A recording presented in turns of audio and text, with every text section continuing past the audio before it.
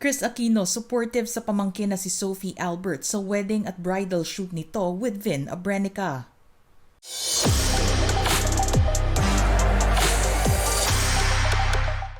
Inilabas na nga ng aktres na si Sophie Albert ang wedding at bridal shoot photos nito sa kanyang social media page.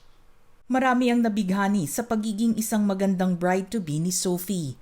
Kapuri-puri naman ang ipinakita nilang pagsasama ng fiancé na si Vin Abrenica dahil kahit na dumaan sila sa maraming pagsubok noon sa buhay, hindi naman nasira ang kanilang samahan ngayon lalo na nang dumating sa kanilang buhay si Baby Ava. Very hands-on din kasi sila sa preparasyon para sa kanilang kasal na kahit may kinuha silang wedding planner at wala masyadong hirap sa paghahanda nito, sila pa rin ang nangunguna sa mga importanteng bagay na kakailanganin sa mahalagang araw na iyon. Buwan ng October noong nakaraang taon nang ipasilip nilang dalawa ni Vin ang kanilang wedding preparations at hindi nila pareho itinago ang mga pangyayari sa likod nito. Kahit mga maliit nilang away ay kanilang ipinakita sa mga subscribers dahil gusto nila pareho na maging makatotohanan sa bawat kilos nila sa nalalapit nilang kasal. Hinangaan naman ang prenup photos nilang dalawa dahil kakaiba ang naging konsepto nito na tumugma naman sa trabaho nila bilang mga artista. Naisip din nila pareho na maging cute sa kanilang prenup at naisip ang magsuot ng roller skates. Very classic naman ang kanilang all-black vintage look, maging ang kanilang photoshoot sa isang yate. Sa pagbabahagi ni Sophie ng mga litratong ito sa nalalapit nilang kasal ni Vin, maraming mga supporters ang nagbigay ng kanilang mensahe sa soon-to-be husband and wife. Pero isa sa mga sikat na artista sa mundo ng showbiz ang hindi mawawala sa buhay ni Sophie. Hindi man alam ng ilang mga showbiz fanatics na sila ay magkamag-anak, hindi naman nawawala sa kanila ang pagiging magkadugo sa likod ng camera. Magpapatuloy ang kanilang pagbibigay at pag-aabot ng suporta sa isa't isa, lalo na kung may espesyal na kaganapan na mangyayari sa kanilang mga buhay o kundi man ay maging sa mga pagsubok na kanilang kinakaharap sa buhay. Marami ang hindi nakakaalam sa relasyon nito sa Queen of All Media na si Chris Aquino. Gayunpaman, hindi naman naging hadlang sa kanyang pag-aartista ang hindi makilala bilang pamangkin ni Chris.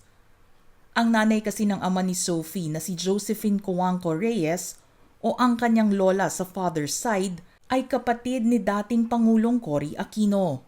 Sa madaling salita, lola niya si ex-President Cory.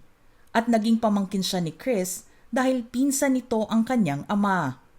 Pero hindi ito ginamit ni Sophie to her advantage at patuloy siyang gumagawa ng pangalan sa sarili nitong pagsisikap.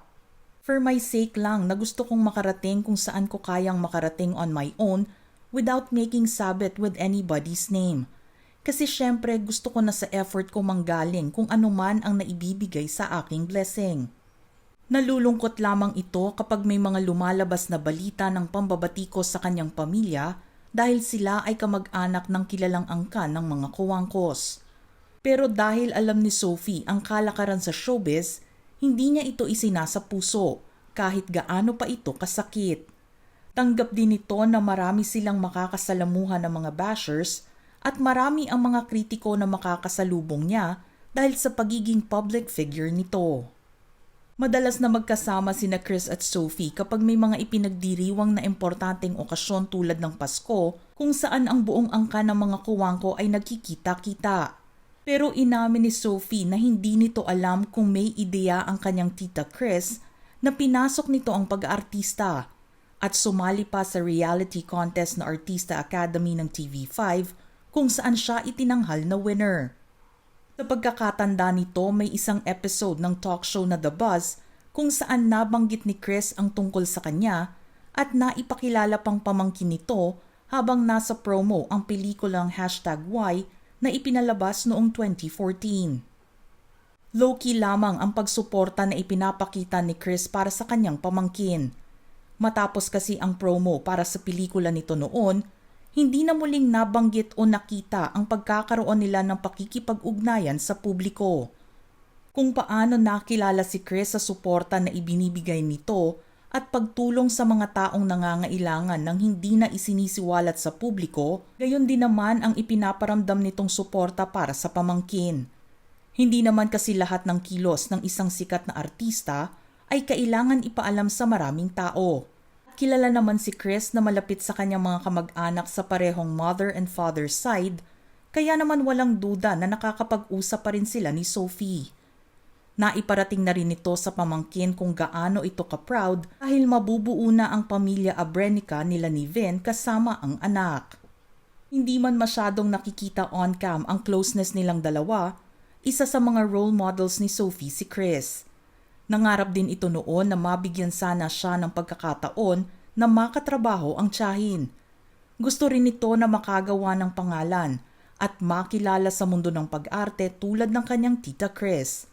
Aniya, if I can achieve even half of what she's achieved, that's so much blessing for me. But you know, I'll go as far as I can. And she's Miss Chris because she's a character, you know, and I'm not that bit of a character. Taong 2021 pa nabalita ang tungkol sa engagement nilang dalawa ni Vin, pero inamin ng aktor na bago matapos ang taong 2020 nang alukin niya ng kasal ang kanyang girlfriend. Hindi naman sila makapaniwala na mauuwi sa kasal ang kanilang relasyon dahil taong 2016 nang lumabas ang malungkot na balita ng kanilang hiwalayan. Nabuo ang maganda nilang pagtitinginan habang ginagawa at magkasama sa Artista Academy kung saan silang dalawa ang itinanghal na winners. 3 taon na sila sa kanilang relasyon nang pareho silang magdesisyon na mag-break na lang muna para na rin sa kanilang mga karera. Naghiwalay nga kami ni Vin para mag-focus sa career kasi ang hirap. Ako kasi nadidistract talaga ako. Parang pag may love life, minsan nakakalimutan ko yung lahat. We're starting to get older na rin kasi, pero parang walang masyadong nangyayari sa career namin. So parang we need to establish ourselves or prove ourselves before mag-love life. Nag-uusap pa naman kami ni Vin ngayon. So parang hindi naman siya nawala. We're very okay, Vin and I, so walang issue. Kasi with Vin, he treated me very well. Parang maganda yung naging samahan namin kasi we started as friends. Super friend kami. So ngayon naiintindihan ko siya nung kailangan na to focus on our career. And he also understood my side. Nang magkabalikan naman sila, napagtanto nila na mas naintindihan nila ang isa't isa at kung ano ang mga priorities nila sa buhay. Paliwanag ni Sophie, hindi talaga siya in terms of relationship. It's more for ourselves. Like me, we both have time to focus on our work and maganda naman yung nangyari dahil nagkaroon kami ng respective naming trabaho because we're able to give time to ourselves.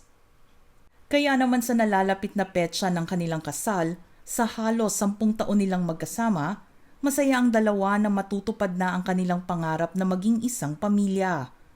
Pero wala naman daw magiging pagbabago sa kanilang relasyon maliban sa magiging Abrenica na si Sophie. It's not going to change anything because we're already a family. We already live together. It's mostly just like celebrating the love that we already have. Our lives aren't going to change after the wedding. We're still gonna come home to the same house. Ang pagbabago ng apelyido at paggamit ni Sophie sa last name ni Vin ang pinaka-exciting na mangyayari sa kanyang buhay. Siya na lang kasi ang hindi pa nakakagamit nito dahil ang anak na si Ava ay isa ng Abrenica sa papeles. Kaya naman gustong-gusto na nitong marinig na matawag siyang Mrs. Abrenica at makapirma ng mga dokumento gamit ang apelyido ng asawa. Mga ka-showbiz peeps, nais naming marinig ang inyong opinyon sa ating istorya ngayon. Send in your thoughts in the comment section below.